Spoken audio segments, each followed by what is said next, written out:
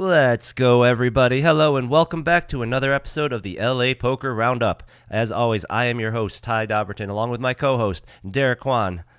What's up, everyone? And this week, we have got a very special guest for you all. The poker phenom, the kid that came in and took all of our money here, the winner of the LA Poker Classic, the LAPC Poker Classic, rather, the Commerce Classic this year, Rohan. So, welcome to the show, Rohan. You go by Yeah, Ro? thank you Sorry. guys. Rohan's fine. Rohan's Whatever good? you want. All right, welcome, Yeah. Rohan. This is episode 77, and before we jump into it with Rohan, I just wanted to make everyone aware that we have we got a heat check going. We got to send the heat up to Thunder Valley, our very own Matt Salzberg at the final table of the WPT Rolling Thunder up there. He is currently in the top 7. The next knockout takes them to the televised table tomorrow. Other notables, we had Ari Engel here getting knocked out in 8th place, I believe. I can't find the hand anymore, but he was knocked out in 8th place. So it looks like Matt is pretty short. I believe he's got less than 10 big blinds. Haven't been found that close, but looks like less than 10 big blinds. So cross your fingers, send the heat. Let's go, Matt. Let's go, Matt. All right. So, as you're saying, welcome to the show. Now, we have on our hands a bit of a mystery, to be honest. So we got, out of nowhere, we had this wonderful winner's photo, beautiful trophy. I don't know what you did with the trophy. It's always a challenge to find what to do with that beautiful piece of iron. But when you do a little research on our man Rohan here, you go into his Hendon before that day, and he had but a single entry. This $400 no-limit hold'em mega stack ring event from the World Series circuit in Northern California. Is Rohnert Park Thunder Valley? What casino is this? That one's Grayton. Grayton? Okay. So this is his only entry was from August 2024 at Grayton, the ring event. You would have almost thought this can't be his Hendon. This guy's chip leading the final table of our Commerce Classic. This has to be a mistake. They must have spelled his last name wrong because it's pretty long, and you know how it is around here.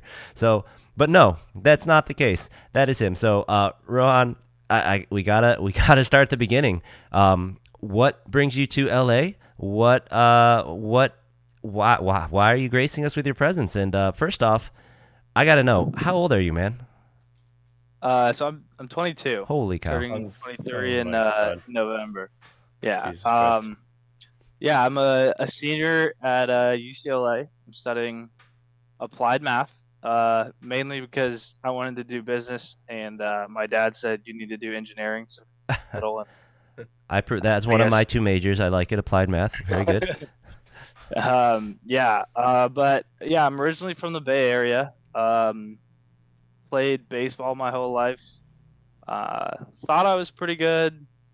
Had some opportunities to play in college, and then tore my shoulder open my senior year, I know. and lost all of those. And my Ouch. senior year was COVID, so I had shoulder surgery and moved to Texas and Oh, wow. did rehab there during COVID, and and that's where the poker itch kind of started. I started playing with my junior college teammates. We started playing for $5 or $10, and then it kind of spurred from there. And then I transferred to UCLA and started studying math instead of being a jock. So there's that. This It's a guy, great story. he's doing the Doyle Brunson here. So the Yeah. college athlete, trying to be an athlete, going to Texas and learning poker. Holy cow! So that's pretty cool. So you really only been playing poker for about 3 years or so, maybe 4. Yeah, I'd say four. Playing stakes bigger than 1-2 about 2 years. That's still Um, pretty quick. That's quite quick. So, how long did it take you to go from what I assume are dorm rooms and locker rooms playing for what'd you say, like $5, $10 game, and total buy-in, not blinds, I'm guessing, and to jumping into 1-2 to jumping into bigger games. yeah, so I have I guess in junior college we all had dorms, and we would just sit together and play like $5, $10, and like watch all the streams on the TV and stuff like that. Um, and initially I was a loser in those games. and then I kind of just got obsessed and started watching YouTube videos. Wow. So the big game, I don't know, that they just redid the series, but I watched like all the old school ones. Like if you go through my YouTube history, every single one has like the full red line.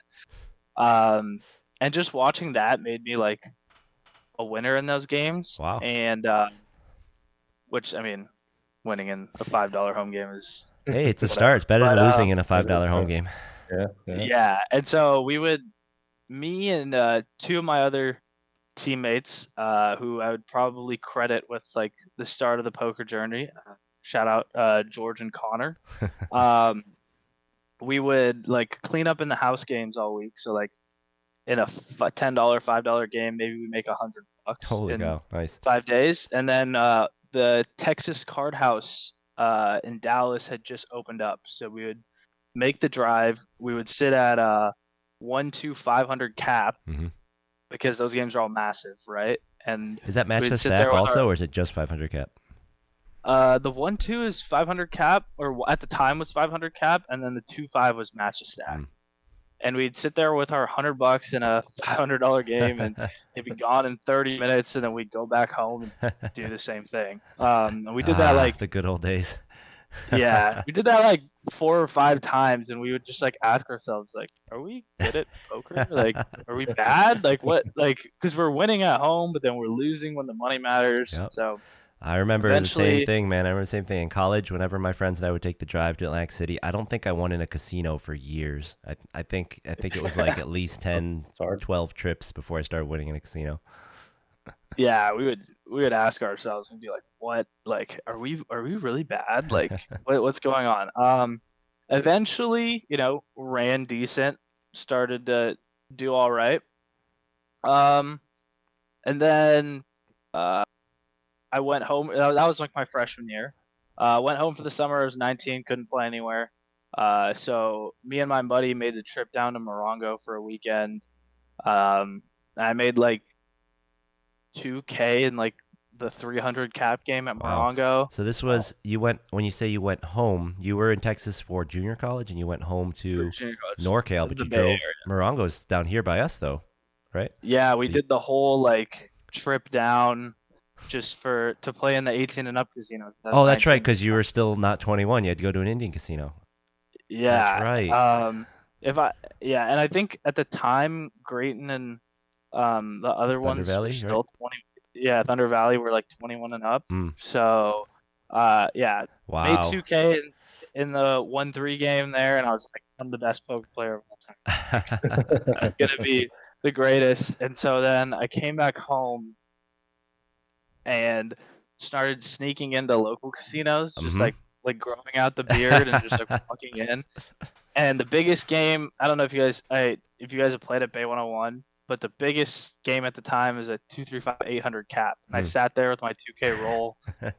Gone. Wow. Right? 3 sessions later, it's gone. Dust. Like, oh man, dust. So wait, let me guess. So you said you watched a lot of YouTube videos, right?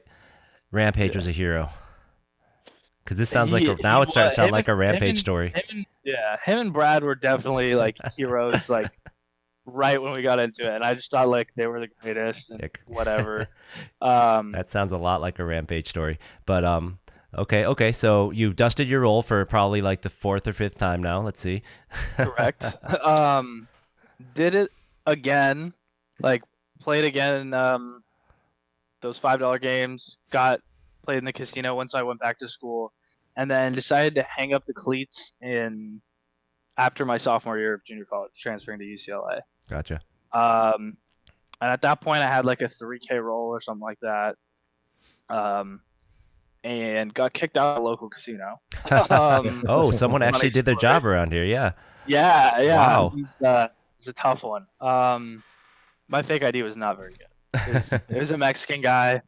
His name was Jonathan Mendoza. I think we have your poker nickname next time we see you around here now, Johnny. Yeah. So I found a casino that was 45 minutes away that only ran a game on Friday, and it was a 1-2-2 500 cap. And I got a player's card, so I was like in the clear. And and I grinded that Friday game all summer long and just like torched it. Like it was like just like probably the softest 500 cap game in the country, which Wow. is saying something. Because it was a group of like the same 15 people, and they would show up right after work at like 1 o'clock and play till midnight. And like I remember making like almost 4K in a game there in like 10 hours. Wow, And I that's was really like, amazing. yeah, I haven't heard of a 122. Is that was the like Agua Caliente or something or some like is that that's down it's here in SoCal? it's a NorCal game, Oh, but it's a NorCal it's game. Okay, that it's a would make sense. yeah. The casinos are a lot smaller in Northern California, but they always run three blinds. Hmm, So like that's cool. it's like at Bay 101, it's like 235 800 cap, and then like this one was like a 122, and it's weird. I don't know why they run it like No, that. I would prefer that honestly. I would much prefer a forced straddle or a forced third blind. I mean, I've always been advocating cash games need something to mix them up. I feel like they should have an ante or something like that, or there should be you can sign up for one of those games where this table is must do the stand up game or this table must do the I feel like cash games really need something to make them more exciting personally. But Yeah. anyways, Yeah, I think cash games can get very monotonous. mhm. As like my primary background is cash, so um, but yeah, ran up the roll and then moved to LA for school and started playing. And then I turned 21 and started playing um 2-5 and then 5-5 and then hit a jackpot actually. Oh, no way. Like, You hit a nice. bad beat jackpot. How good does this kid Yeah, run? I actually have two. Funny enough. Wow. You've been 21 for you've just turned 21. You've hit two bad beat jackpots. Ha. Yeah, I have a loser and a table ship. Yeah. Wow. So, Where did you hit him? both at Hustler at the time. Oh, I right, was a because you're little like watching the Hustler stream. You got to go play at Hustler. a little bit, but also it was like the cheapest Uber from school because I Ah, actually don't have a car here. So I was like, how do I like, but you still don't have a car? I mean, I I still don't have a car. I rely on my reg friends for rides everywhere I go. Um, yeah, and then I just write off the Ubers now. But yeah, so then I was playing Hustler, hit the jackpot, went home for winter break, ran really good, and then eventually had a decent roll and started like grinding 510. And I mean, now I regularly play like 510, some 1020 if I like the spot. But yeah, I think it was a kind of a meteoric rise a I was little gonna bit. say, Like, sounding a little like Mariano more than Rampage at this point. Once you dusted that roll, so what I'm hearing is you turned 21, and you are on a heater. You're on the sun run of your life, and we've got an awful lot of advice for you when it finally stops because there's no way. There's no way they're setting you up, kid. They're setting you up, making you run this hot this early. They're setting you up bad, but that's all right though. We're here for it. yeah. Let me ask you this: if I were to look at your transcript and your grades in here in UCLA, would I have been able to tell the exact quarter you turned 21 pretty easily? Guessing maybe. Let's say I turned 21 my first fall quarter at UCLA. My grades are not the best. Let's just say I'm a school misery. Yeah, yeah. I mean, it's tough Yeah, to focus when you're cleaning up like That's this. Yeah, exactly. yeah. To be a wet blanket for a minute, I would say, make sure you don't be too busy because you'll be done and then you won't have to think about it ever again. But you'll have it if you finish, as opposed to just not finishing. So, I mean, if you're gonna stay there and finish, you might as well finish. If you're gonna be a misreg and not, you might as well just leave, right? You're gonna be a good dad, Ty. You're gonna be a good dad. Yeah, right. But that was it. That was it. That's all. That's the only one. If you're gonna stay, do it right, because it's like you can come back. You're a cash game player. It's not like you're chasing tournaments, right? But Yeah, all right. I'm really close. Yeah. This quarter's about to end. I have 2 quarters left. So All right, nice. might as well. And if I Might remember, as well see applied it math's not that bad, anyways. It's fine, right? I don't know what you're talking about. Like 2 courses were hard. The rest was like not too bad. Come on, it's like discrete. All right. So no, but that's awesome. That's awesome. So you've been grinding the rooms around here really hard. Cash game player mostly. That explains the Hendon a little bit. But let me ask you this now.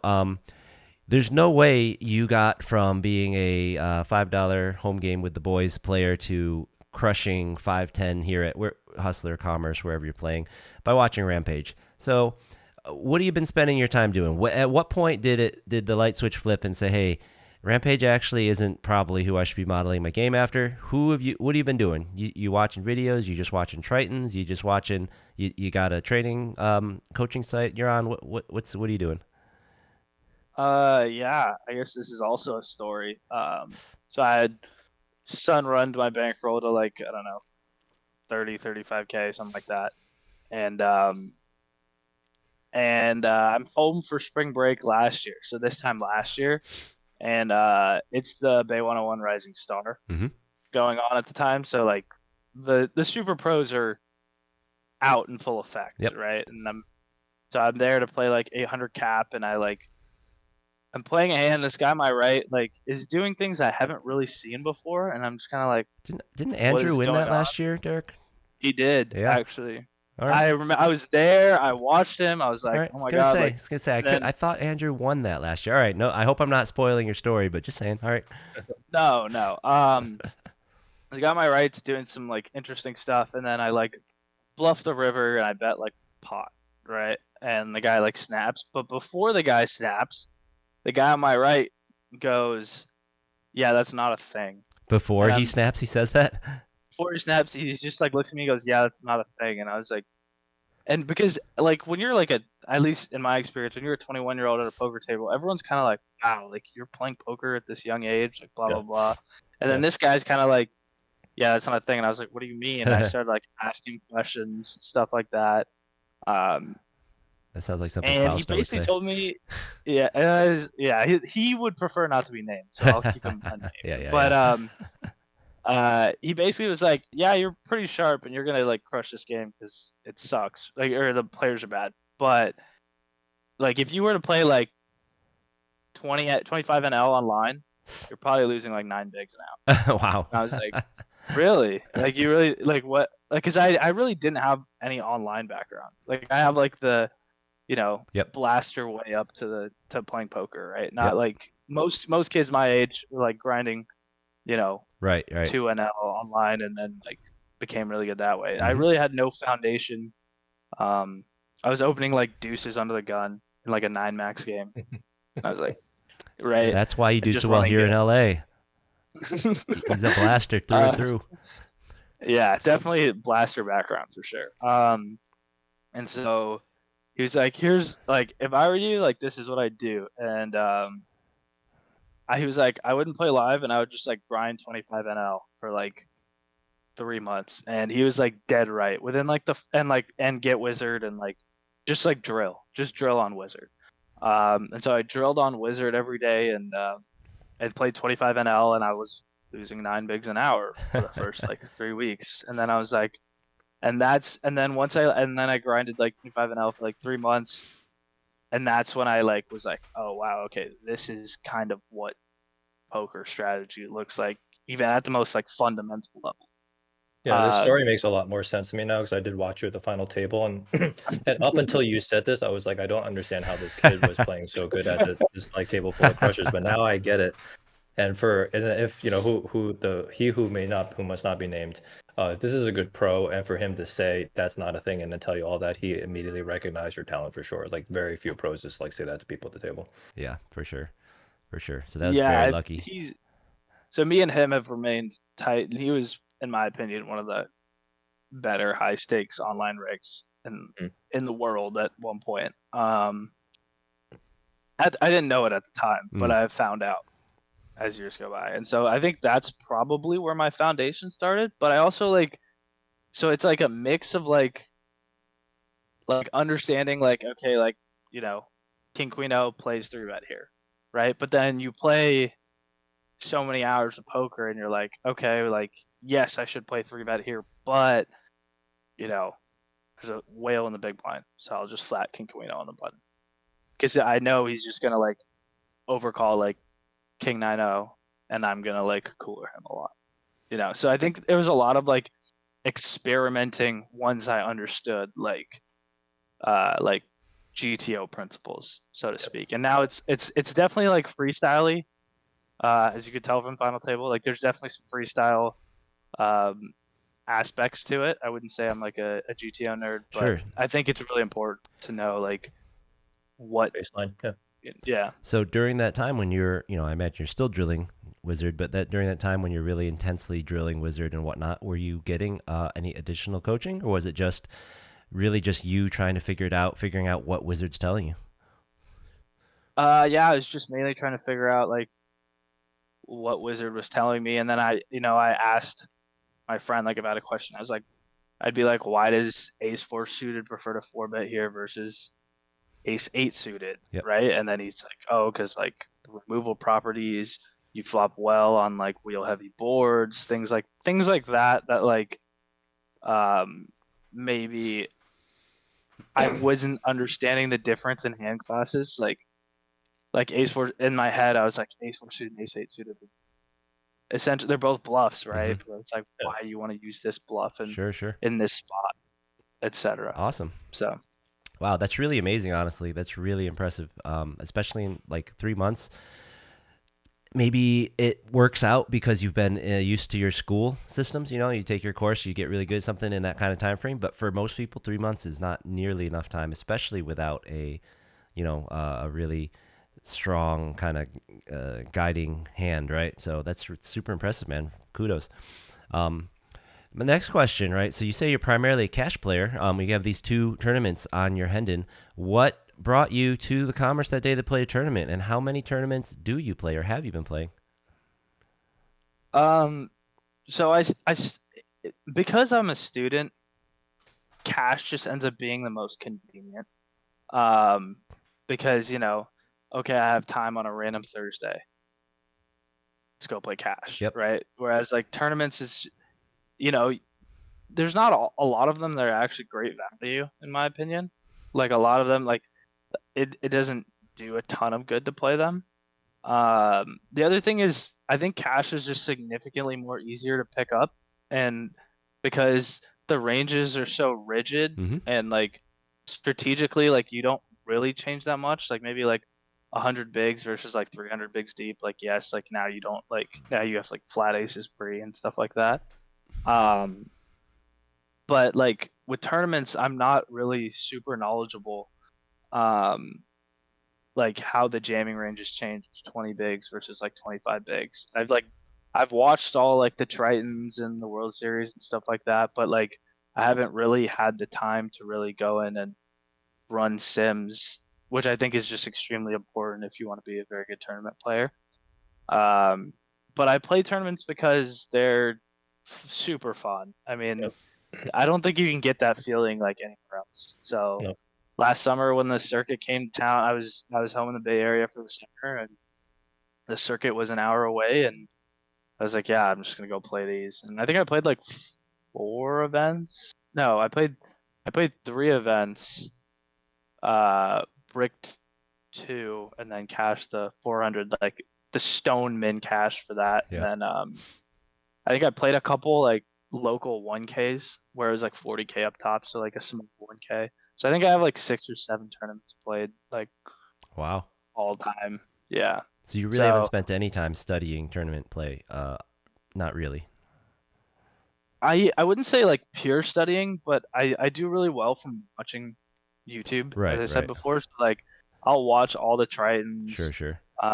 I like watching like the GG Millions, like the online stuff, because the online players are just so creative and they find like the sickest like hands to like 4-bet with and stuff like that. And and they find like blind v blind, like they find like the flop check raise on like with the gutter, like backdoor flush draw, but the backdoor flush draw is like the 8 high backdoor flush draw or something like that.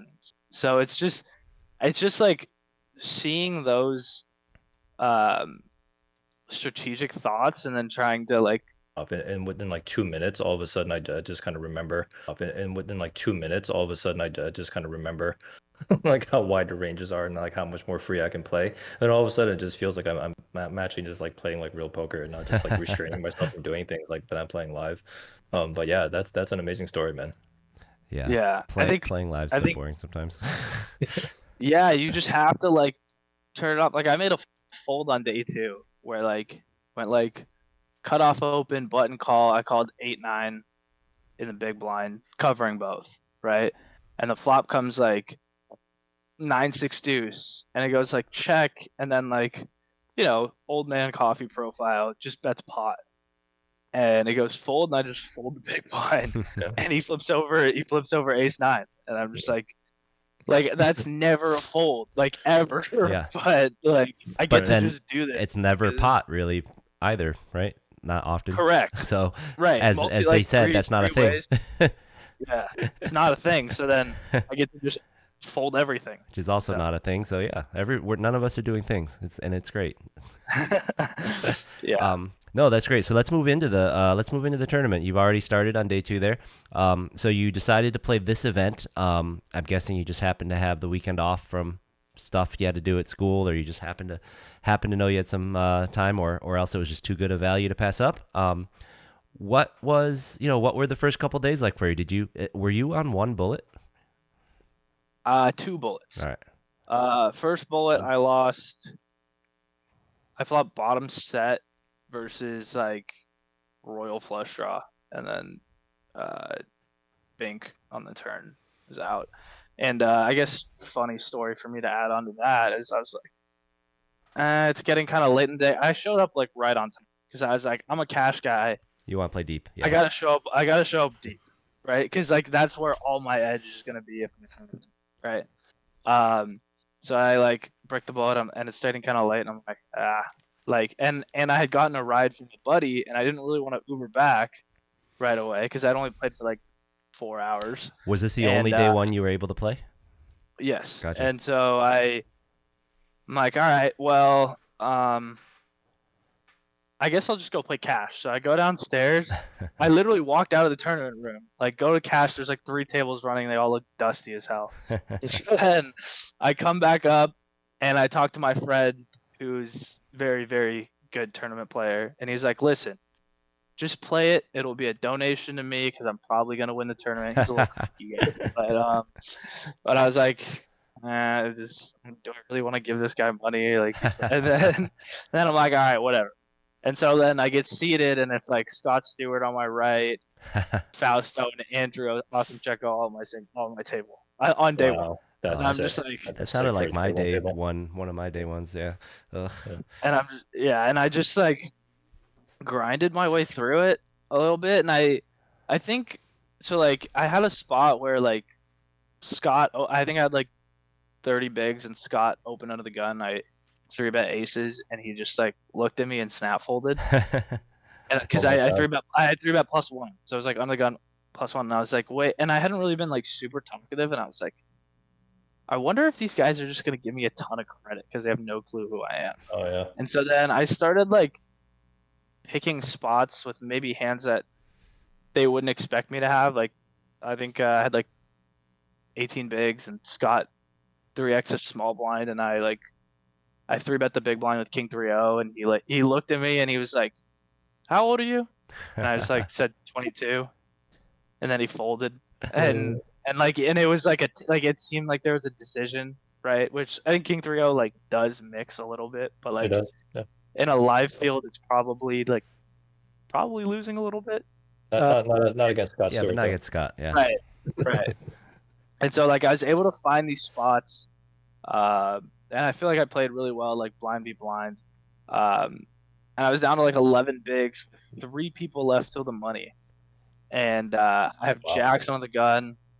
I move in, and I was like, I really wouldn't mind a call here because someone might call off like 7, whatever. And it goes like fold, fold, fold, fold, and then it gets to one guy, and I'm like, I really don't want this guy. Yeah. Oh, we all know that feeling. And he looks at me and goes, how much? And then like Snap puts the money in, folds around, he has aces. Oh God, I just played for 12 hours. Yeah. I think Matt Salzberg is on my left at this point.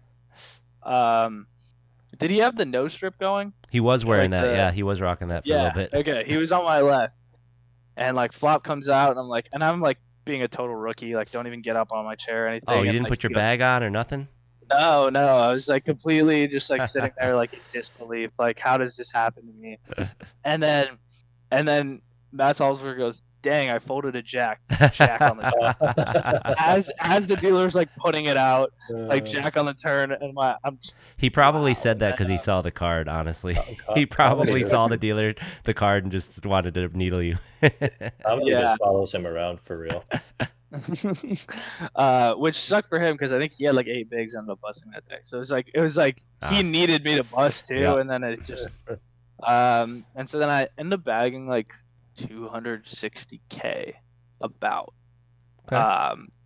And I think that was like coming back was like there was a little bit left in the level, and that was 26 bigs or something like that.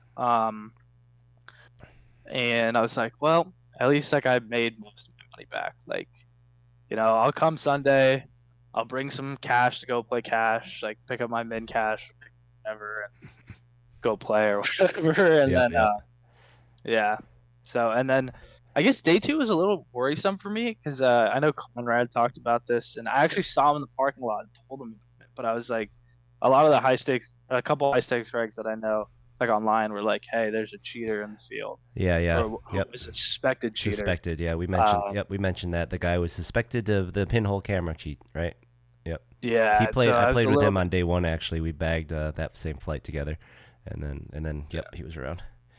Yeah, so I was a little on edge from that, but also like understanding that like, you know, poker's a weird game and I could be out right away. And yeah, so I guess day 2 rolled around and was not the greatest start. Like third hand, I'm in the small blind, folds to me. I have like 24 bigs, 23 bigs or something like that. I jam A7-0 and the guy looks at me and like side calls off queens. I was like, oh my gosh, and loose, and I'm down to like 12 bigs with 2 minutes left in the level, and yeah, I just started spinning. Yeah, from 12 bigs, and you entered the final table with a massive. Well, I don't know about massive, but with the chip lead, right? So. Yeah, there's some hands in there. We can get into them if you want, but there's a decent amount. We have if you have some really interesting ones, we can talk about them. Otherwise, I have the one queued up on video. We can go over that one. We'll go over that one live in a little bit once we get to the heads up part. Yeah, I think I guess the one hand I talk about is I like had spun up to like 40 bigs, and there's a hand where I just like moved to a new table and everybody's super deep, and I just went like under the gun open. 5 calls. And I have aces in the big blind. Nice. And I 6x the big blind, and then under the gun jams and call it. It's like 100 big blind. Wow. And he had ace king O. Nice. And that's pretty much how you win a tournament is run.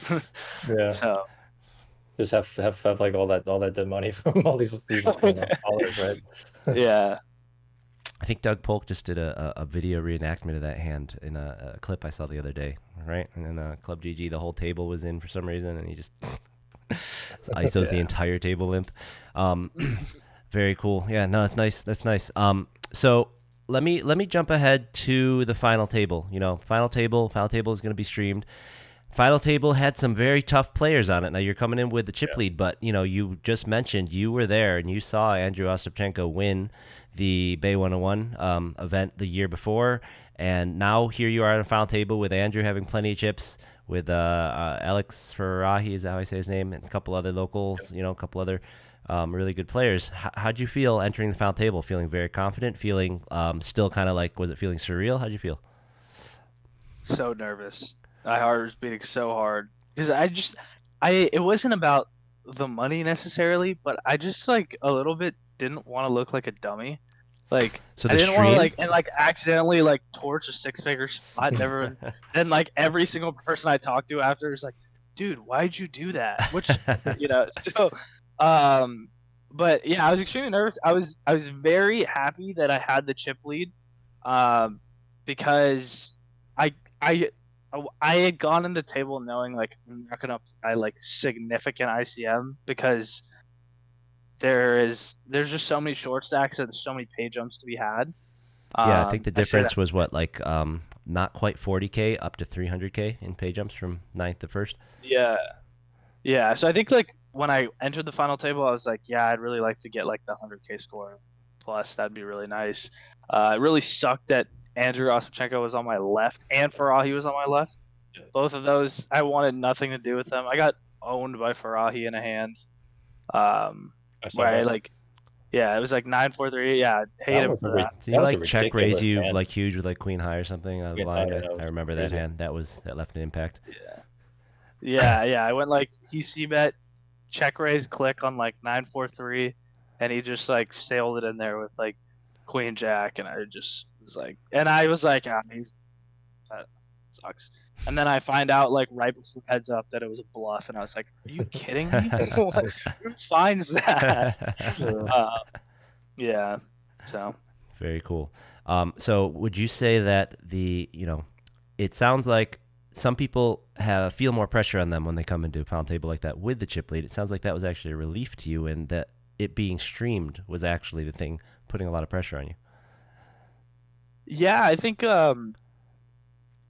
love my mom, and my parents are awesome, and they support me through everything. But I was like, I hadn't told them I entered the 1K or anything. So like a couple hours before the final table, I was like, hey, Dad, I'm going to be gambling for Mom and Dad. I'm going to be gambling for a lot of money today. If you guys want to watch, because they've never watched me gamble. And my mom was like, I am sending this to everybody. So then that's so adorable. Like everybody's watching me. Oh, man. And, they must not have had accounts, because Alex had a lot of people in the chat talking about him, but I don't think you had as many people cheering loudly for you in the chat. But they were all watching. I think, yeah. It was like her family, like the family friends. So like I don't think they're super technologically sound about knowing about chat and stuff like that. But I think from what I understand, a lot of people were in the chat once we got heads up. Oh and it just became like a Joe versus Rohan supporter war in the chat. And they had a long time to have their war. That was an epic heads-up battle we'll get to in a second.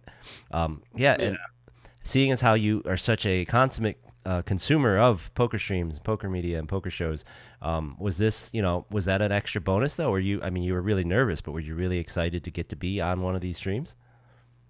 Yeah, it was super cool. Like just watching like the cash game, like the Garretts and like the big names have all sat in the seats, and it was very, for sure. I was definitely like taking pictures beforehand and like being a total like not like pro about it. Like I showed up like an hour before the FT, and I was like, I don't know if I can get the shot again. So that's awesome. Yeah, it was definitely like a very, very cool experience, without doubt. That's really cool to hear. Yeah, you listening out there? I mean, the tournaments you don't put the final table on this stream, man, this is what you're missing out on. You're missing out on giving folks this kind of experience. We need this. This is that little extra. This is like the trophy to Derek. This is like, this is that little extra thing they want. These guys want to get on the stream. They want to, and also, Wayne, if you're still watching, it sounds like Rohan would like a spot in the cash lineup that you got going every now and then. That's what I'm hearing personally. You guys can work that out later, though.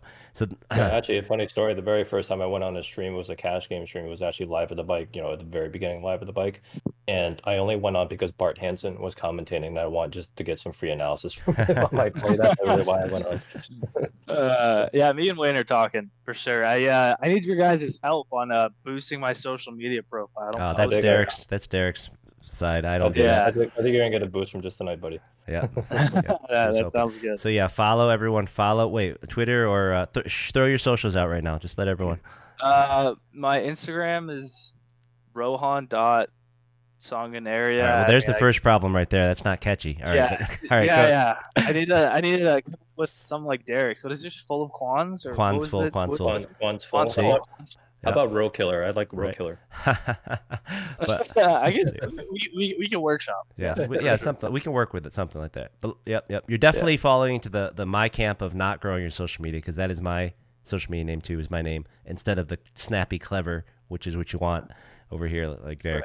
Right. Make sure you send us all those handles in the chat before you leave for the night, and I'll put them in the description. So guys, in the description, you got all of we'll have all of Rohan's socials when you watch this tomorrow and later on. So go out there, give him a follow, because apparently Wayne is being a stick in the mud and won't let him take anybody's money until he's got some more followers.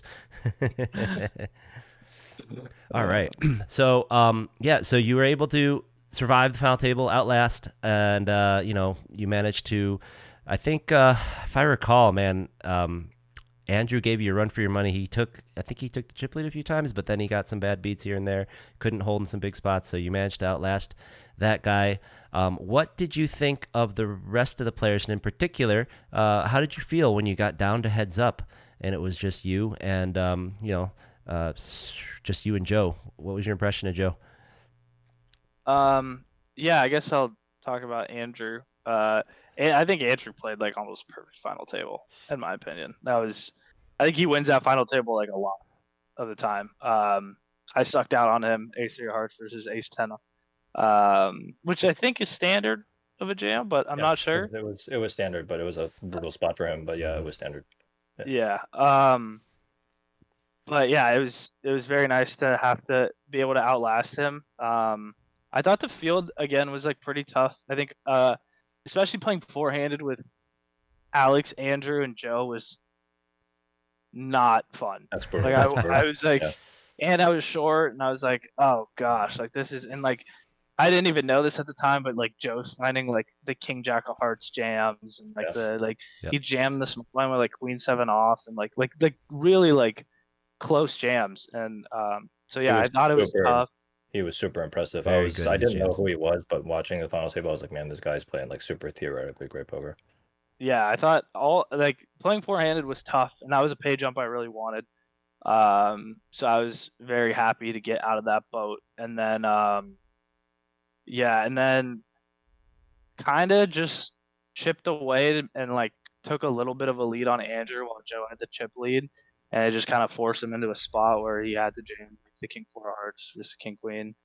I got bad beat for second place twice, which like I was pulling my hair out inside because I was like a 70K pay jump or whatever, where like the hand I was supposed to win lost. And then once we got heads up, like initially, like I really thought Joe was extremely solid. And I still think he's a very solid full ring player. I just think I guess as we started playing, I started to feel like I had a little bit of an edge there. Yeah. So heads up is really hard to get experience in. I mean, I'm not surprised that some very, very good players. It's not like they're not good at heads up; they're just not experienced. Yeah. So this heads up match was what? It was almost 3 hours long, I think, over 2.5.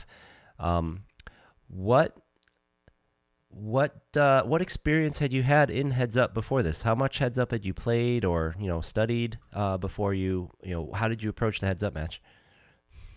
I had absolutely no idea about heads up whatsoever. The last time I played was with my buddy George when I was 19 in a $5 game, and he beat me. So nothing. I mean, I've watched a little bit on YouTube and stuff like that.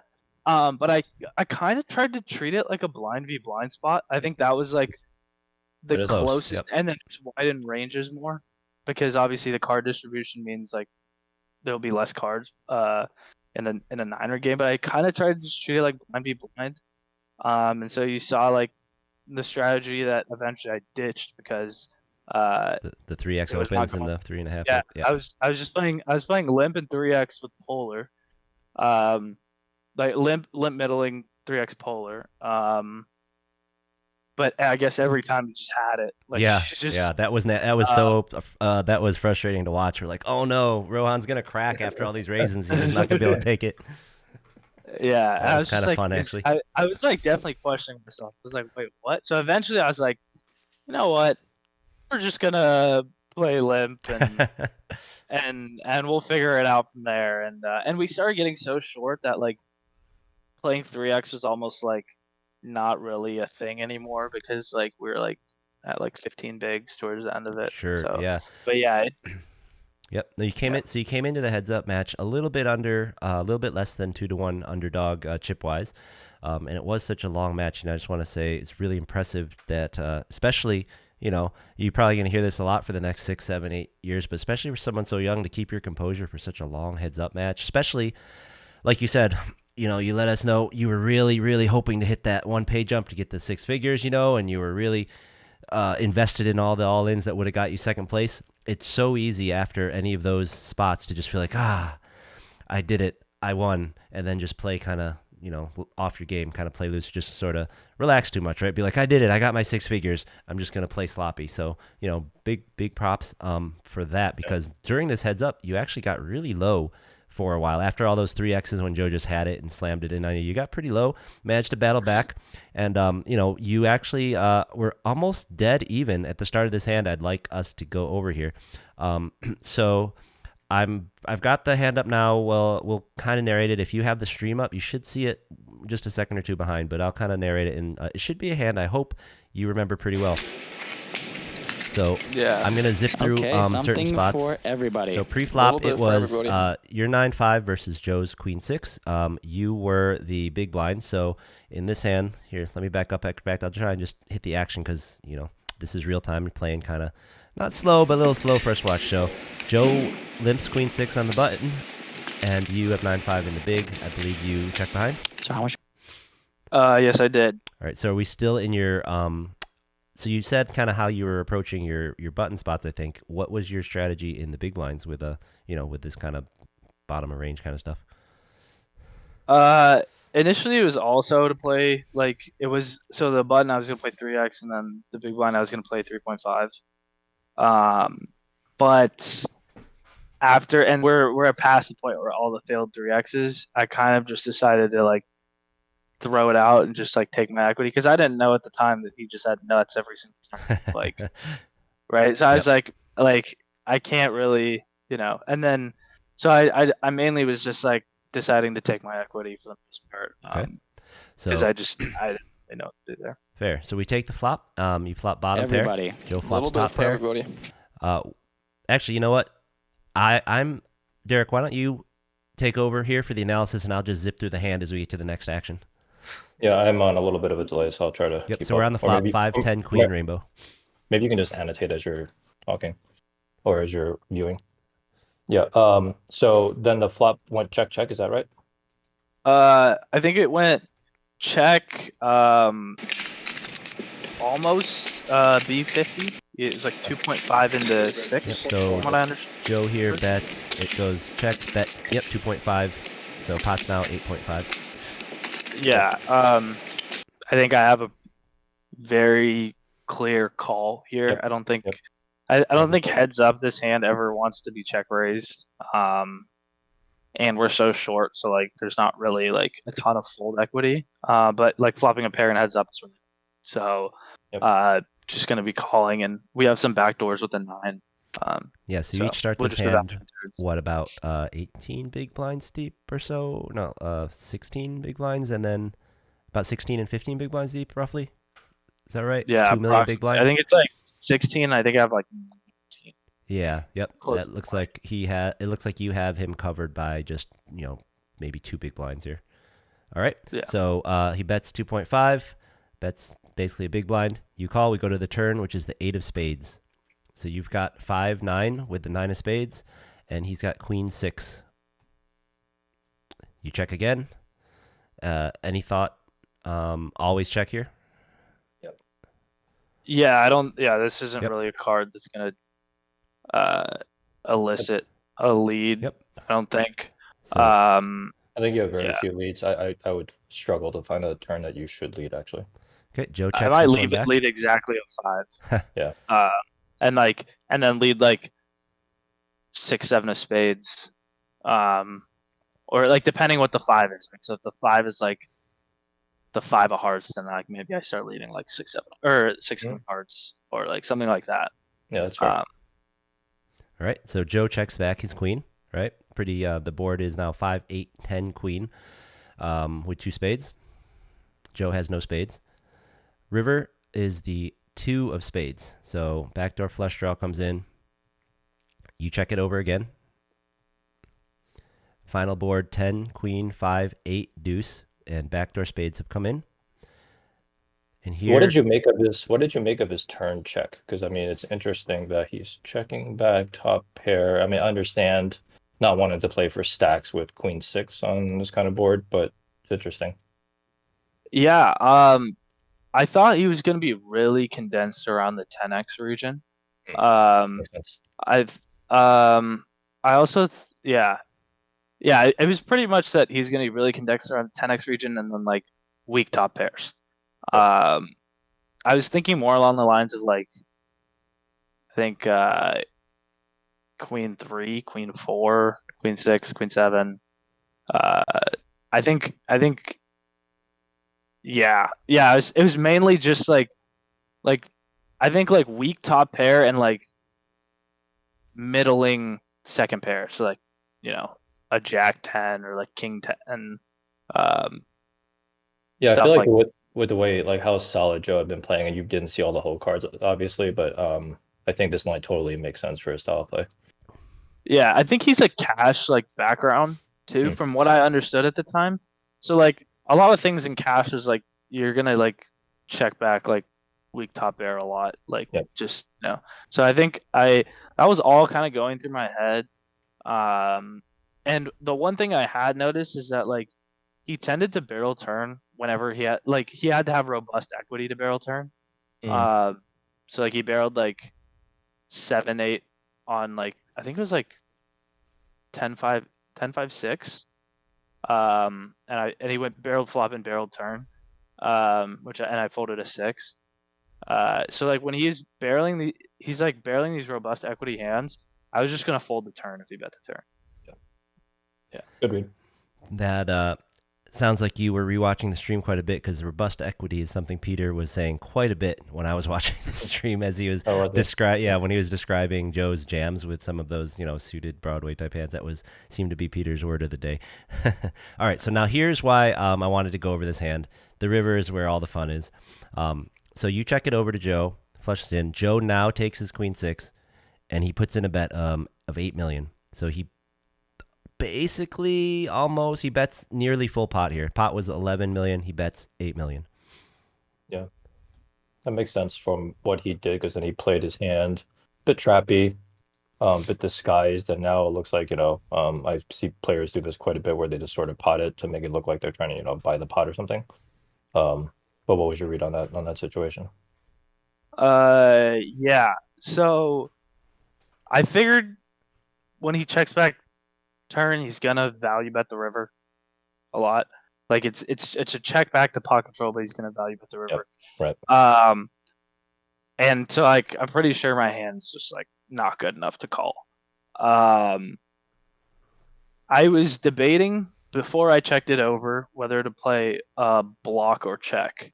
And I think against like most players, I would probably play block. Actually,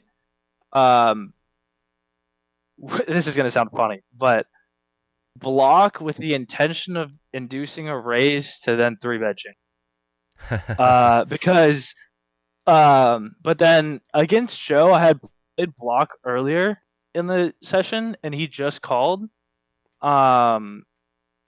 with the middling portion of his range. So I was a little worried that I was just going to be value owning myself if I bet one big blind. And so like exploitatively, I decided to check with the intentions of check jam. Sorry, I spoiled that would be pretty sick. I mean, what? Wow, he does go for it. I love this. I suppose. What's the top of the range blocking you think he's going to fold there? The Jack 9 and the top of range I think he's folding is pretty much exactly the hand that he has. Like I think he's pretty top. He's actually pretty top for checking back the turn. Yeah. Like I think if he has like queen with a spade, like he just flicks it in to lose. Right. Like I think like if he has a queen with a spade, he flicks it in. But I didn't see him like when he checked back the turn, I just felt like he was extremely capped. Yeah. I mean, it's a fascinating hand, because basically what you're doing is you're pulling off a bluff heads up for a significant amount of money against a good player, where you are reading the situation pretty well, where it's like a check back on the turn, value bet, semi-strong hand on the river. So what you're expecting him to do is fold a semi-strong hand to this insane. So it takes a lot of balls to even do that in chip EV sometimes. Yeah. So now let me ask you. Sorry, I was just going to ask one last strategic question before I got into the needles. How important is the 9 of spades for you to have to pull this off? Would you have done this with would you have done this with like 5-6, red 5-6? Because the nine of spades seems like a pretty important card if you're in solver land. But the way you described it, it sounded more like you had the read on your man and your cards almost didn't matter at this point. No, I'm not doing this with red 5-6. I think the other reason I check jammed is because I think the nine of spades is like so key because it blocks all the snaps, right? It blocks jack 9. It blocks a lot of the flushes that he can have. And it also blocks like side calls, right? Like he doesn't have like queen 9 with the nine of spades, right? And the reason I chose to play check jam is because like I'm not gonna play check jam a lot here. So this is like one of the few combos in this line that I get to the river with where I'm going to like that is a good candidate, right? Because like a 10 becomes too good to like check jam as a bluff. And then like I don't have a ton of 8s. Like maybe I have like 8-9, right? But that still feels like maybe too good. So I think this is like one of the few combos that I have for check jamming the river. And so that's why I pulled the trigger. But I don't think I'm doing this with red 5-6. Gotcha. I definitely will like be a very like few select combos that I do. I did suspect that, but I was kind of wondering because it sounded like the first half of your analysis was enough to pull the trigger. I didn't know if you needed that extra little bit to push you over. So definitely a full hand. It's a $100,000 check jam. Right. So that was it all. that was actually my next question. When you did this, did you realize it was $100,000 check jam? Because essentially, if he calls you here, you're down to 4 big blinds and he has everything.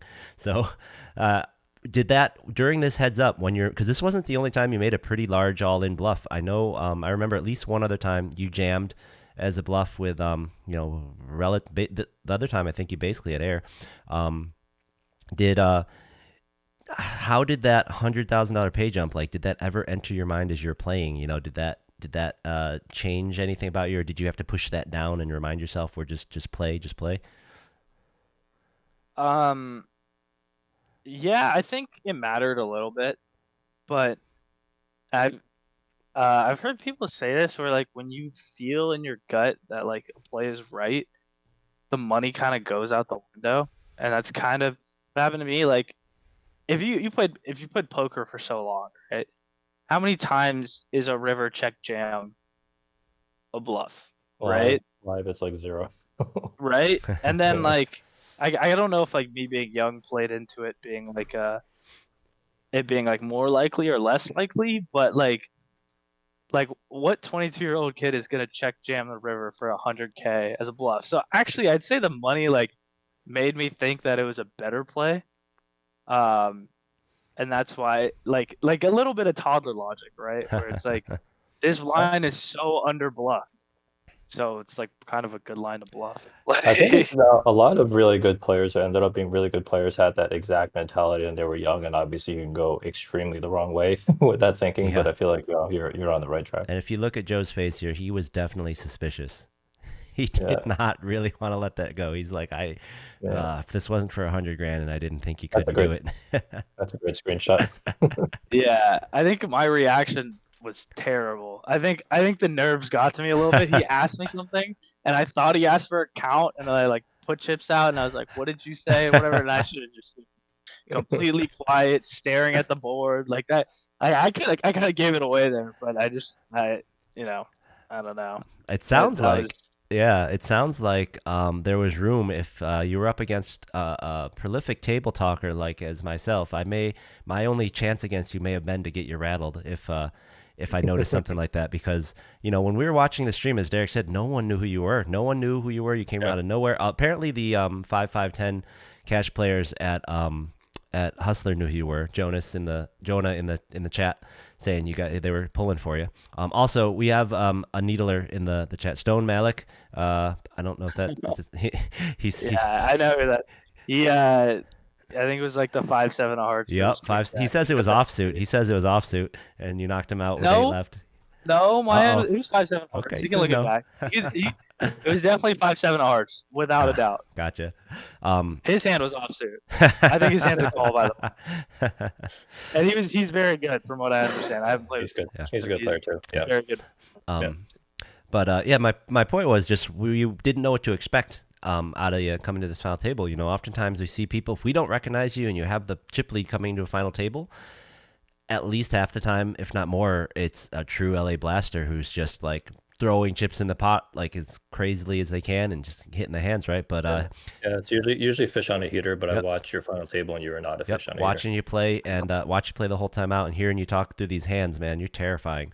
For a 22-year-old, you're extremely sharp here for sure, and it's gonna be fun watching you play. And I do think if I'd found myself there, my only hope would have been to notice that you were a little nerved there, you're rattled here or there, try and get you talking about something else. Yeah, we're gonna play some fun hands with this kid at the 1.5 million. Oh yeah, absolutely, for sure. There'll be more than two bullets going into that one. For sure. There'll be a lot of bullets. I got That's a good, huge you've got tax. Oh, yeah, that's right. That's right. Everything's a tax write-off now. Yep. Yep. So. Yep. Those are great. Those are the good years when you get a big one early and you just have the whole year to just spend it. So yeah, let's talk about that. So we talked a little beforehand.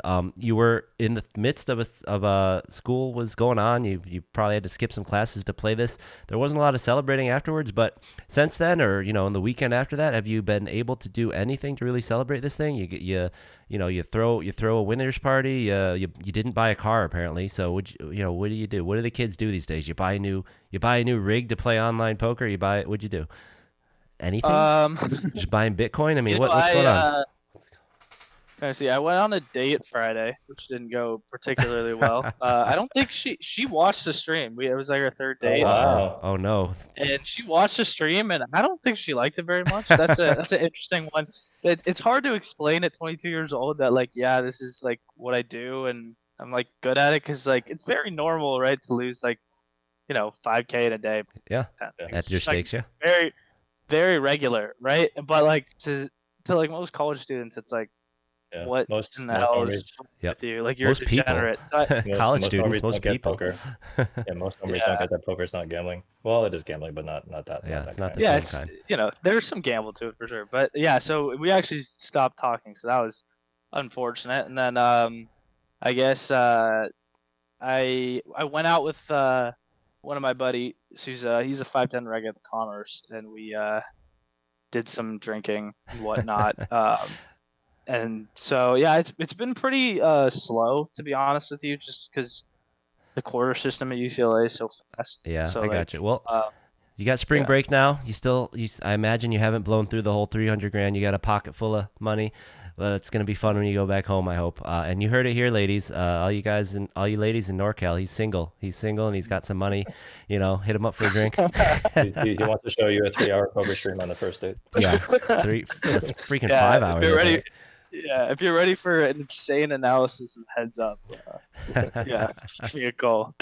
All right. So, with this, you haven't played another event since. You've been busy with school. You said you have just a little bit left. Is this your last 2 more semesters or quarters, you said, or less than a year left at school?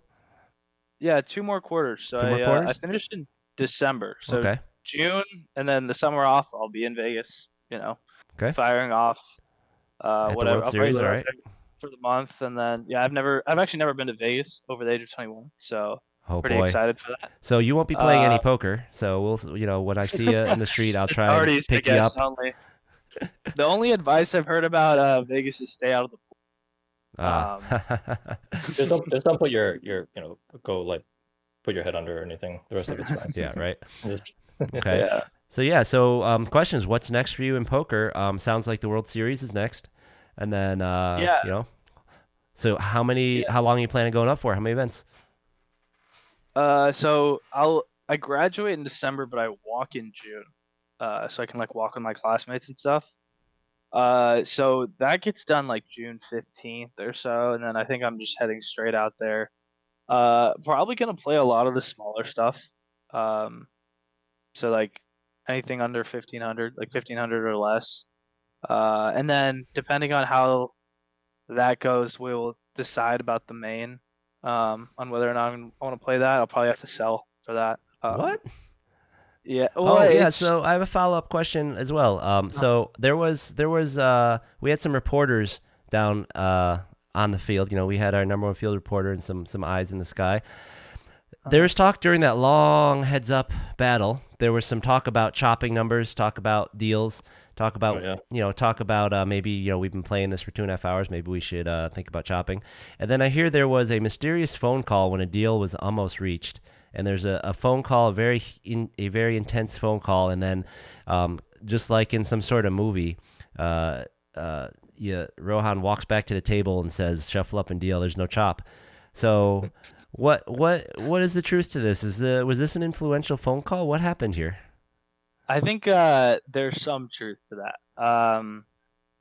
Honestly, if we had gotten the heads up, like right when heads up started, if Joe was like, "Hey, let's chop," I would have chopped. I don't know anything about heads up.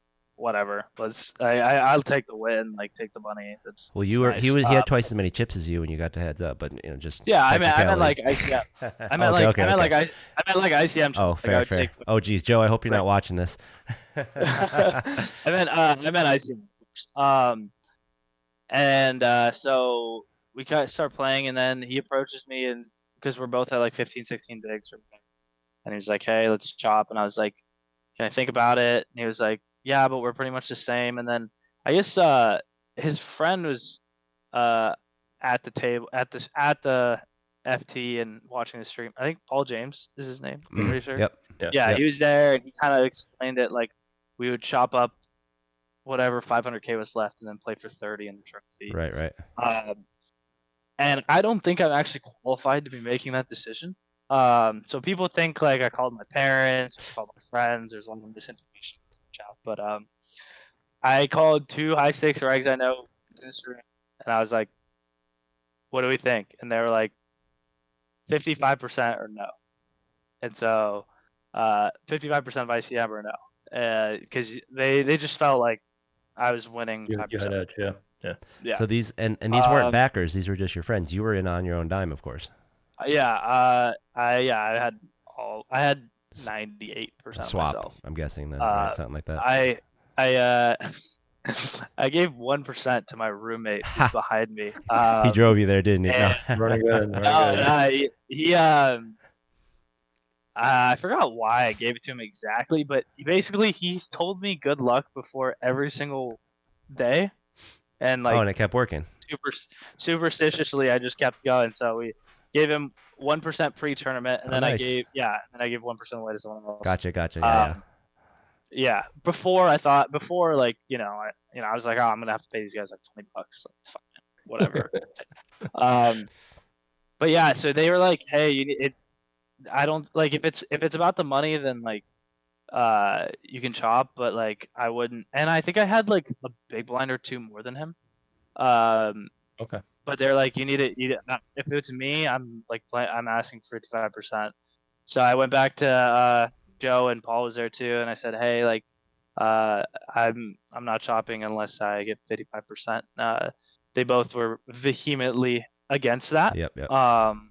They both thought. I think actually there's a clip in the YouTube of the conversation. Someone was there and they had a YouTube video, and like there's a video of me asking for it, and I think Paul says like, this guy is trying to scum you. Oh, like, geez. In the clip.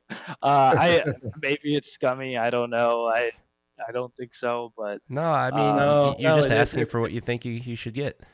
Right, and I didn't have any problem with playing it out, so I just decided not to chop. I think I'm at the age right now where like money is a little bit fugazi. Like if I had 200K in my bank account, I would not have been like, oh no, like right. I should have chopped and got 250 instead of 200, right? Like I was, so like I'd rather just like, I think I'm at the age where I kind of just want to ratchet up the variance, and then like I can always tone it back down, right? Yeah. But I don't know. So yeah, that was it. I called 2 people, both very good online high stakes regs, and they both said, "Don't do it." And I was like, "Okay, I'm trusting you. I don't really. It doesn't matter if you're like, Like, if this is what you think, then And think about the experience, the experience that you got playing heads up in a major like that, especially against good players, especially with those stakes. It's going to be a cakewalk for you from here. I sure hope so. Well, the playing will be once that evil mistress of variance comes around. We'll see how long it takes. See if he can keep his head or if he cracks. Wait, Jax doesn't always win against aces, and ace 3 suited doesn't always win against ace 10. Wait, I thought that's. Oh no, they do, Rohan. Don't worry, they do. You can join a group chat and complain about that. Yep. It's the only thing that seems to work. All right, so yeah, I'm sorry, I put us on an aside, but I gotta say, I'm surprised you're considering skipping the main event, being the cash game player you are, and having the tax write-off you're ready to go with. I mean, you're never going to find a tournament that more replicates a cash game, at least in stack depth, than the main event. So wild to me. I think from what I've heard from my friends who are very, very good, the thing they always say is like all the money's up top. Yep. And by the time you get to up top, the only people who like are there are the best in the world. That doesn't get your juices going. That doesn't make you excited. No, Derek says that's not true. I know very much my capabilities. Like I 100% understand that if I go play like a GG 500 right now online, like I'm losing infinite, in my opinion. And so we'll see. I haven't really made a ton of decisions. I don't even know if like I'm gonna do this for a living. If I plan on it, if not, there's a lot of conversations for me to be had with my family and friends and things of what is next. So I don't know. I'm just kind of just in the moment and soaking it in. A solid math degree and a history as a good thinking, winning poker player. I hear that translates well into certain finance and trading type environments if you meet the right people. So if you know me, if you know anyone, like I would love an introduction. Give me a job. That'd be nice. Oh man, I did have some friends who went into finance, but I'm old. It's been a long time. Those are my college friends. They all went to New York. I came out here eventually. So, but I'm just saying, let's work on your social media following first, and once you have, once you got once your name is out there, they'll come to you. All right. Sounds good. All right. Cool. Very cool. So then last question. Once you are graduated here, and then once this may be part of what those conversations you're alluding to, is the plan to stay here and keep it up as an LA blaster playing around Los Angeles? Or are you going to be moving away once you're done with UCLA here?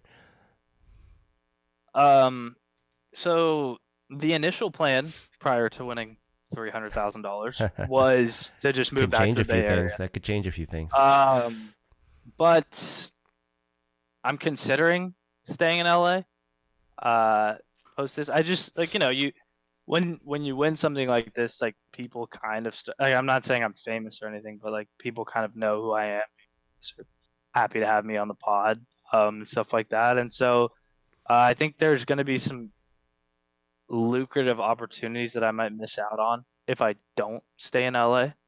I'm not a big LA fan myself. I prefer the Bay Area. I like being home. That's it. Thanks for coming on, Rohan. We're gonna kick you off now. But it's something I'm gonna consider for sure. That I wouldn't have considered maybe prior tournament win. I was for sure going back to the Bay Area. So it'll be. I'll definitely be around. Like there'll definitely be visits. I got to go play the 1200 again next year, right? So yeah, stuff like that. All right. Well, we'll keep an eye out for you for sure. And you can always just pop on down for a quick trip. You're not 18 anymore. You don't need the casino, but you can come down for the tournament. And we'll be happy to take your donation, giving a little bit back to the community after hitting and run us for so much money here, right at your ripe age of 22. Yeah, once I meet Variance, then it'll be all. Yeah. Then we can really be friends. All right. Gotcha. All right. Well, it's been super fun. Derek, have we missed any questions in the chat that you've seen? No, this was awesome, Ron. You're an amazing guest, and yeah, man. Well, we hope that you do frequent some of the LA tournaments a little bit more here and there, so we get to see you. Yeah, thank you guys so much for having me on. Appreciate it. All right. All right. We'll talk to you later, man. That was super fun, man. That guy, if he stays in poker, he's gonna be dangerous. He's very dangerous. Yeah, he is sharp. He is very sharp. I wish I had those kind of tools available when I was first learning, instead of just, I think we've talked about this before. We were both avid readers of Harrington's books. Yeah. If only that wasn't the cutting edge of technology back then. You know what? For the times, they were correct. They were really good. They helped. Yeah. They did help you think, but it's just like the strategy itself was just so like, I'm going to help you. You'll play like an OMC, but you'll be thinking. It's like, Yeah, all right, the game has definitely evolved a lot since then. yeah, there's a step. Let me quick refresh the page over here and see who the final six are. Nope. Unfortunately, it looks like Salzburg exited the WPT in 7th place, taking home 40 grand. So, way to go, Matt. Didn't quite make the streamed table. All right. So, that was super fun. Glad to have him on. I'm not super upset if he goes back to San Francisco or to the Bay Area and stops taking our money, but we'll welcome him if he comes by. It is time to cover some of the results from the week, and let's start not at the Gardens, because our buddy Kevin is no longer there, but over at Commerce, where he has begun doing his winning photos. He is working the daily tournaments, and looks like he's having a great time. So I think this was their first 25 guarantee, right? So the 25 guarantee they ran on that Saturday, which was still having day ones of the 400, of the big four, that got to a $35,000 prize pool, and that's a 250 buy-in. So way to go. This looks like the final table here. A lot of familiar faces. I recognize this guy, and he's covering up the bike patch. I wonder if they told him to do that. This guy in the front here. I definitely recognize at least 3 or 4 of those faces, and it looks like the eventual winner was this fella right here, whose name I will pull. Congratulations to... Wait, he doesn't have his name. All right, I don't know his name, but there he is. Congratulations to the winner of that. It looks like there was a chop holding up deuce 7 there, and Kevin's first. I think this is first or second weekend as tournament director there, surpassing his 25 guarantee to 35K. So way to go. The Sunday event had a 10K guarantee. It made it to 12,500 in the prize pool. That was a 3-way chop. Here we have names. So congratulations to Alex Varas on the left, Anan Lim in the center, and Sam Islas on the right. Congratulations to those 3. All right. Jumping over to the bike, we have got some more results for you. A bunch of mixed game results to start off with. We've got Event 18 Toe, which is the limit triple draw, Omaha 8 or better, and then Stud 8 or better. And that ended with Shirley Rosario taking down Matthew Cursar, heads up to take home the title and 5K. So way to go. After that event, we've got event number 19, the Heroes event, which is... just horse in a different order. It had 38 entries, and that ended in a heads-up chop between Andrew Lavender and Alex Ferrari. It looks like they let Andrew have the trophy because, let's see, Alex, or is this a different Alex Ferrari? No. Alex Harrison Ferrari. Oh, yeah. Ferrari, not Ferrari, Ferrari. So, yep, congratulations, Alex. Got 5 grand in this chop, and Andrew got 4,500 in this chop. Other notables in this cashing this thing at the final table: Manju Guerra and Philip Wexler. Nice work. All right, let's jump over to the big one, the big four, which got to almost 600,000 in the prize pool. Destroyed their guarantee. It was fantastic. Really looking forward to the 50-50 this week. It's the same thing, only bigger. This is the goofy picture of the final table, as you can see. Frank only to use the goofy picture. Got many LA Blasters in this in this final table. So it looks like entering this final table, Rick Meshamil was the chip leader. We've got Evgeny Sirenov, who's just been killing it at the bike, I believe. He was in there. Jose De Paz Oscal, Mir Gascari, who final tabled the opener for the circuit last November. Mike Iscandiari, he's over there in the headlock on the left. He may be the all-time cashing leader at several casinos around. We're gonna have Mike on if he's willing around. I think I asked him. We're gonna have to convince him, but we got to get him on here. Justin Lee, Andrew Kang, Rudy Cervantes over there on the left, and Chester Burnett rounding out this final table. So that was quite a final table, and the winner in a how many people? 3-way chop? 1, 2, 4-way chop. In a 4-way chop, Mike Iscandiari takes home $84,000 for first place in the Big Four. This is a $400 buy-in. Takes home $84,000. Fantastic. Great event. Second place in the chop was Jose De Paz Oscal. Took home almost $70,000. Third place was Mir Gascar. Fourth place, Justin Lee. Fifth place was Rudy Cervantes. He took home $25,000. Sixth place was Rick Meshamil, $20,000. Seventh place, Andrew Kang. Eighth place, Evgeny, and ninth place, Chester. So Rick is going to catapult way out of reach of me. We were within 140 points or so on our Player of the Year, but he's gonna destroy me now. He's got to be way up there. So congratulations to all the final table and to Mike. And what a return on a $400. And I got to say, this event felt great, felt smooth. Liked the structure, everything about it was great, except for the fact that I didn't bag.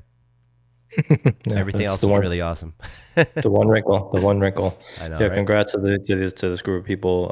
I finished 31st in this one, and it just felt bad.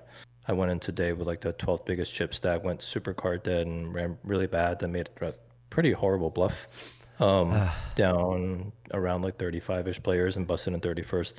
So yeah, definitely a frustrating one, but happy for these guys to have made the final table.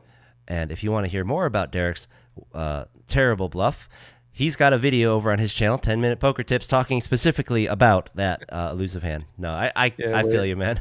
It feels like the last couple have been like that for me. Just card dead, and then you play one hand and it's over. Yeah, definitely it was a spicy choice. And I think I was doing some mental gymnastics in my head about why this was a good bluff, but then, kind of playing it back in my head, I definitely could have found a better spot. Yeah.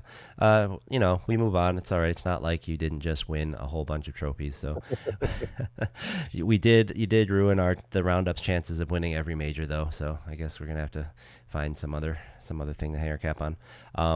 Before I jump back to the bike, so congratulations to Julie. She got third in the Lucky Lady series, that 30K on Saturday. So they chopped it. They don't report, so we don't have any other results. And I'm not sure if she means 6 or 7 p.m. or 6 or 7 players. I think she means 6 or 7 players. So she got a little over 4,000 for chopping that final table. Wow. So nice way to work, go. Julie. All right. Back to the bike. So there were a couple other events here. We have maybe just 2 events we have results for. So the one day happening on that Sunday was massive. It was a $300 buy-in on that Sunday, and they got 452 entries to create a $108,000 prize pool on their 50K guarantee. That's wild, man. That's crazy. What is the buy-in on their the 100K guarantee one days? Is it just 400? Sometimes it's 600, isn't it? I don't think I've seen a 600, but it's usually like sometimes 400. it is. Okay, 400. But yeah, $300 buy, and they got to 108,000 prize pool. So congratulations to Falco Fadakar taking home 21,600 for first place. And it looks like it looks like they didn't even chop. So they played it out he got first place outright. Way to go. And very cool chip or card protector there with the skull, man. Second place was John Spishak. Third place was Mac Walker, backgammon extraordinaire. Fourth place, Craig Lito. Fifth place, Robert Tischauer. Sixth place, James Lee. It's not the same name, right? Seventh place, Osvaldo Villalobos. Eighth place, Craig Schauer. And ninth place, Charles Leonard. Congratulations to that final table. Nice work. I think I see a bad beat story in the comments here. Yep. All right. And then the last event we have results for here at the bike was the event 22 Heroes. Yep, another Heroes event which had 39 players and ended in a three-way chop. This time, Craig Chait had the chip lead and took down the lion's share of it. So we had quite a few local. Well, look at the blasters in that caching list. Craig Chait first in the chop. Sean SFYU second in the chop. Carlo Grogbajian third in the chop. Fourth place Eric Prince. Fifth place Dennis Bilodu, and sixth place Shirley Rosario. Looks like Nice. it was a pay the bubble situation for sixth, but still nice to make your money back. So congratulations, Craig, and here's a nice little shot of Sean and Craig chopping it up. Yeah, and if you want to learn how to play mixed games, Craig has given us a nice little mixed games 101 on 10-minute poker tips. So Yeah. you can go check out that episode too. And if you want to get your feet wet and play some quick turbo-y home games, we've got Frank running a mixed game, cheap mixed game turbo learning thing, kind of like I guess Chainsaw has one as well. So hit up Frank if you want to play some online home games. Some I think they're like $10 or something. So Yeah. Me and Ty used to play a lot, but we got a little bit busy, but definitely a lot of fun. little busy. Yep, super fun. I think I only finished down a little bit. I think I didn't do too bad. I think I won the very first one I ever played, and then after that it was pretty downhill. Yeah, beginner's luck. It's fair. Yeah, it was absolutely beginner's luck. All right, man. Well, are there any other topics that we wanted to hit on this week? There are a lot of fun things kind of going on in PokerStreet, but most of them are kind of online poker related. If you haven't been watching some of the videos that Doug Poke and everyone around has been putting out, he's been losing his mind on stream, getting destroyed, trying to do a 100K challenge. People have been roasting him. WPT's been roasting him. Eric Person's been roasting. Everybody has been. It's just a lot of fun stuff going online there. Anything else I've been missing, guys? Or Derek, before we jump into the roundup? I think that's about it. Most of the other stuff is just sort of older stuff that we've probably already talked about or has been kind of spinning the cycles around for a couple of weeks. So Yeah. Yep, that's fair. All right, then. Let's jump into the roundup, shall we, guys? Let's do it. All right, as we mentioned, the not big 50, the 50-50. So they're calling it the big four and the 50-50, right? Yeah. All right. So the 50-50, a new addition to the schedule this series, is going on right now, and it is very similar to the big four, but with a $500 buy-in and with 50K starting chips. The day ones have the same structure, I believe. They are that 25 and 30-minute levels, but day two is 50-minute levels. So I have to assume there's a chance day two will spill into Monday final table, or else we'll end up in a situation like Derek was in, playing it out until 6 a.m.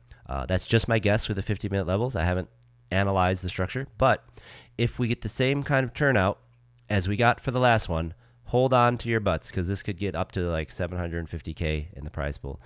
So far, it's off to kind of a modest start. I believe they had like 170 players yesterday. I'm not sure how many they got total today, but I am sure Friday and Saturday will be huge. I know I will be in there blasting away. Hopefully I can just bag on one. It's been a while. Derek's been hogging all those bag on one bullets lately, but hopefully I get in there quicker this time. I don't have to blow so many shots on that thing.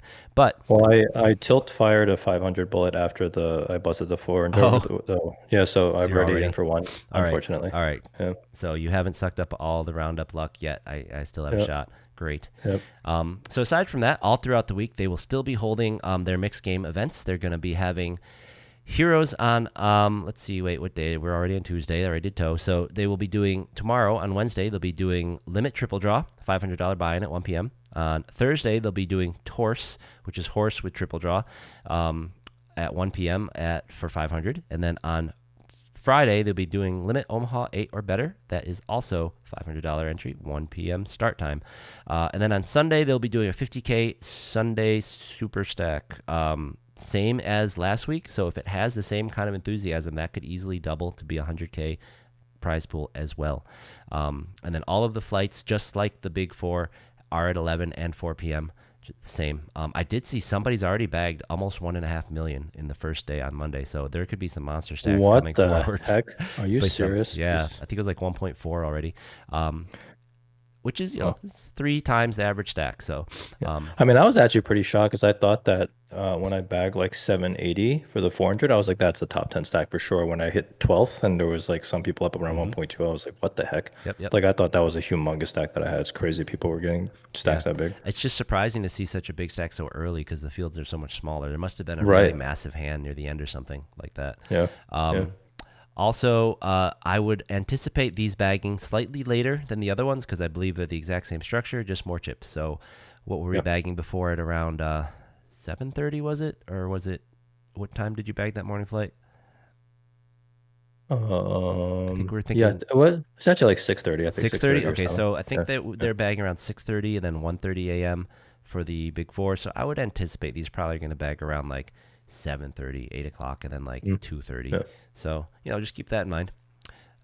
So leaving the bike, checking out Old Lucky Lady. They have just the regular. The series is almost over. The last couple in their series are kind of small though. So they have on the 19th, which is tomorrow, they just have a deep stack 250 with no guarantee, and then on Thursday, sorry about that. And then on Thursday they have a 10K guarantee 150 plus 50 at 5 p.m. So that, I don't even know if that's much different than their regular weekly, to be honest. They still have their Big O tournament every Tuesday at 3 p.m., but I believe they have stopped trying to offer that mixed game. I don't remember if it was hose, I think. I don't believe they're offering that anymore. Turnout was kind of low. I think they're kind of rethinking it. Maybe got to think how to market it and target it a little better. I think the turnout was a little low. So after that, they'll just be on their regular schedule. Yeah, so Thursday, they don't usually have a 10K guarantee, but they will this week. And then Friday, Saturday, and Sunday, they have their 10K guarantees as normal. Very nice. Yep. Over here at Hollywood Park. Hollywood Park this weekend is going to be having, it looks like we are looking at a private tournament on Thursday. Friday, they have their 8K regular TGIF bounty. Saturday, their regular 10K bankroll builder, and then on Sunday there will be no tournaments because there is there's a soccer thing going on, so no tournaments at Hollywood Park on Sunday. And then we have at Commerce their regular weeklies that Kevin's running. Remember, the guarantee on Saturday is 25K, super fun, super good value for that 250, and then folks in the chat and in the comments, let us know how does it feel down at the Gardens without Kevin. I have to imagine they're running the same schedule. Let us know how it feels. And also, man, aren't we waiting on them to announce? We're waiting for them to announce their April series, right? They're supposed to have that series right at the end of the Winning on the Green. Yeah. So hopefully they still announce that soon and they don't just cancel it. And speaking of Kevin, we have confirmed, Kevin has said he can come on the show next week, so everyone make sure you tune in next week. We are going to have the new tournament director from Commerce, Kevin Q, on the show.